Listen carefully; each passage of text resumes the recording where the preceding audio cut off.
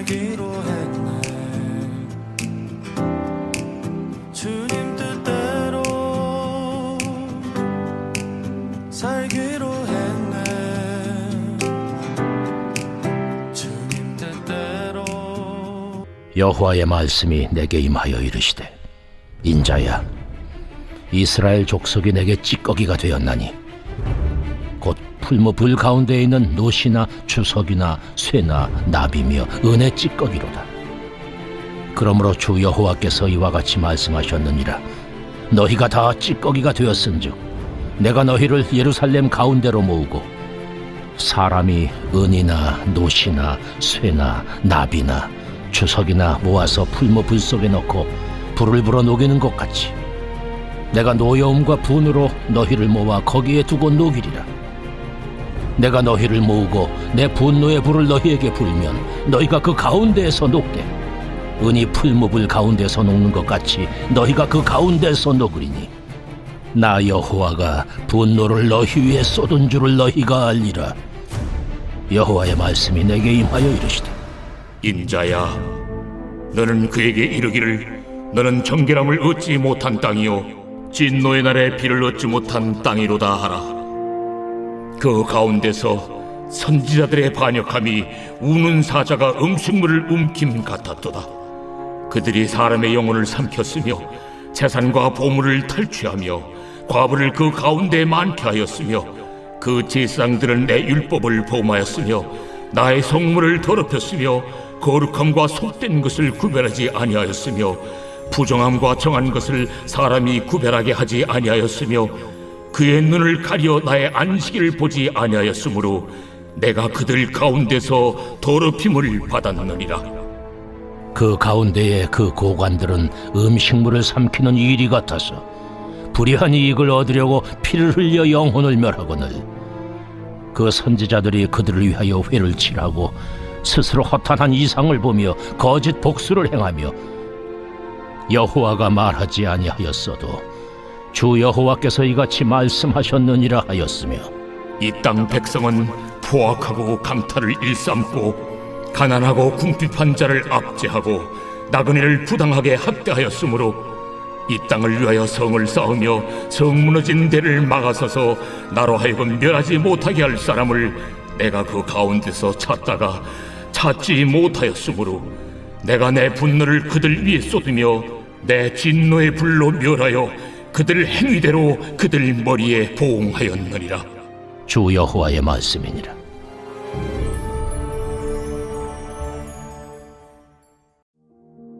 오늘 본문은 이스라엘 땅을 향해 하나님께서 심판을 선언하시는 내용을 담고 있는데요. 하나님께서는 젖과 꿀이 흐르는 약속의 땅인 가나안 땅을 이스라엘 백성들에게 허락해 주셨습니다. 하지만 그 땅은 더 이상 아무런 열매를 맺지 못하게 될 것이었습니다. 하나님께서 그 땅을 향해 다음과 같이 선포하셨기 때문인데요. 인자야, 너는 그에게 이르기를 너는 정결함을 얻지 못한 땅이요 진노의 날에 비를 얻지 못한 땅이로다 하라. 약속의 땅이 황폐해진 건 그 땅이 정결함을 얻지 못한 땅이 되었기 때문이고 또 때를 따라 비를 얻지 못했기 때문입니다. 더러운 땅이 되어서 그 땅에서 얻은 소산이 아무 쓸모가 없게 되었고 비가 내리지 않아서 그나마도 자라던 곡식들이 시들어버린 일들이 벌어지게 될 것이기 때문이었죠. 그렇다면 하나님께서는 왜 유대 땅에 그 같은 일을 행하신 것일까요? 오늘 본문에서 하나님께서는 특별히 백성들의 지도자들인 선지자와 제사장, 고관들의 죄를 지적하고 계시는데요. 오늘 본문 25절에서 하나님께서는 선지자들을 우는 사자에 비유하셨습니다. 선지자들은 먹이를 뒤쫓는 사자들처럼 다른 사람들의 생명과 영혼, 재산과 보물을 탈취했는데요. 그런 자신들의 행위를 그럴싸한 온갖 변명으로 정당화하고 허탄한 이상과 거짓 복수를 하나님의 말씀으로 둔갑시켜서 하나님께서 하지 않으신 말씀을 하나님의 이름으로 선포했습니다.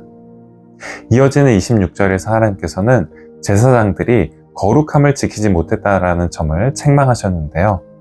제사장들에게는 율법을 가르치고 또 율법대로 하나님을 섬겨야 할 의무가 있었습니다. 거룩함과 부정함을 구별할 수 있도록 백성들을 가르치고 안식일을 기억해서 거룩하게 지키도록 해야 할 의무가 있었죠. 하지만 에스겔 당시 제사장들은 이 같은 의무를 저버립니다. 거룩함과 속된 것 사이의 경계를 너무나도 쉽게 무너뜨렸고 그 바람에 백성들이 하나님의 백성으로서의 지녀야 할 거룩함을 잃어버리게 되었죠. 이어서 하나님께서는 백성의 고관들을 또한 책망하셨는데요. 오늘 본문 27절에서 그들을 음식물을 삼키는 이리에 비유하셨습니다. 앞서 우는 사자와 같다라고 책망받았던 선지자들이 그랬던 것처럼 그들이 가진 공적인 권한과 지위를 남용해서 불의한 방법으로 사적인 이익을 챙겼기 때문이었습니다. 결국 선지자가 되었든 아니면 제사장이나 백성의 고관들이 되었든 이들 모두가 다 부패하고 타락했던 것인데요. 백성들 역시 여기에서 예외되지 못했습니다. 다른 백성들 역시 오늘 본문 29절에서 하나님께서 책망하고 계시듯이 포악하고 강탈을 일삼고 가난하고 궁핍한 자를 업제하고 나그네를 부당하게 학대했죠. 눈앞의 작은 이익을 위해서 불법을 일삼고 다른 이들을 함부로 대하고 또 힘없는 이들을 압제하거나 학대했던 것인데요. 이런 상황에서 하나님께서는 오늘 본문 30절과 31절에서 이렇게 탄식하십니다.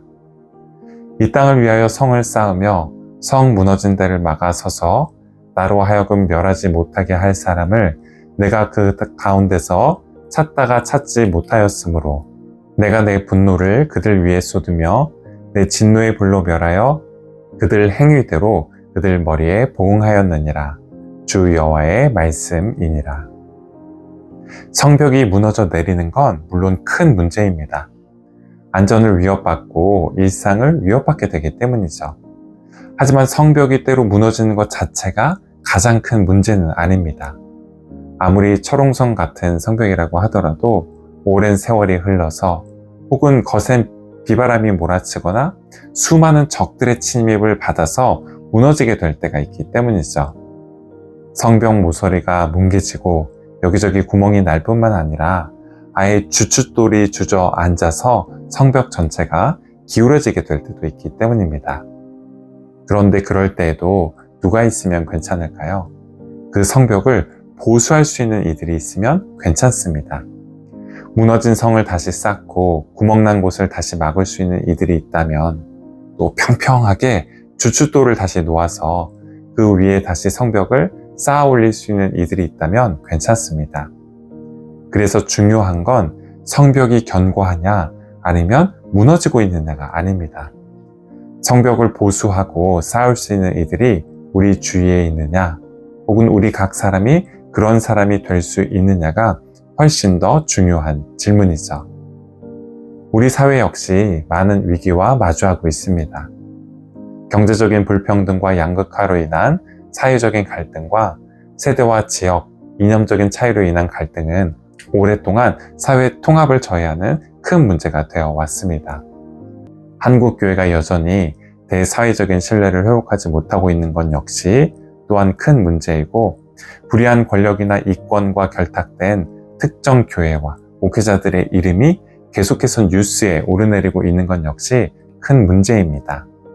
일반인들의 눈에 건전한 신학적 전통 위에 세워진 교회와 사회적으로 무리를 일으킨 여러 이단과 수많은 무속인들, 이익집단 및 정치 세력과 결탁된 교회가 잘 구분되지 않는다는 건 역시 큰 문제이죠. 하지만 이보다 우리가 더 초점을 맞춰야 하는 것, 온갖 부정과 부패, 불의가 마련해 있는 중에도 우리 각 사람이 시대의 양심이 되어 깨어 있을 수 있느냐입니다. 우리 각 사람이 시대의 어둠을 밝힐 수 있는 빛이 되어 어둠을 물리칠 수 있느냐에 있죠. 또 하나님께서 우리에게 덧입혀 주신 정결함과 거룩함으로 진노의 날에 비를 얻지 못한 더러운 땅에 하나님의 자비와 사랑, 또 의와 공의를 얼마나 흐르게 할 수 있느냐에 있습니다. 오늘 하루 우리가 발딛고 살아가는 땅 위에 거룩함으로 성을 쌓고 무너진 성을 보수할 수 있는 저와 여러분이 되시기를 바라겠습니다. 기도하시겠습니다. 주님, 저희가 살아가고 있는 땅이 정결함을 잃은 더러운 땅이 되지 않도록, 진노의 날 비를 얻지 못할 메마른 땅이 되지 않도록 지켜주시기를 간구합니다. 선지자와 제사장, 고관들로부터 평범한 백성들에 이르기까지 포악과 강탈을 일삼고 힘없는 이들을 억압해온 불행한 역사를 더 이상 반복하지 않도록 저희를 지켜 주옵소서. 특별히 한국교회가 백정을 장로로 임직하고 의료와 교육, 문화 등 다양한 영역에서 민족의 소망이 되었던 때의 모습을 잃지 않도록 지켜주셔서 우리 시대에 우리 모두가 공동체적으로 또 지구적으로 마주하고 있는 여러 문제들을 주님의 말씀과 지혜를 따라 또 주님께서 덧입혀 주신 거룩함과 정결함을 따라 풀어갈 수 있게 하옵소서. 예수 그리스도의 이름으로 기도드립니다. 아멘.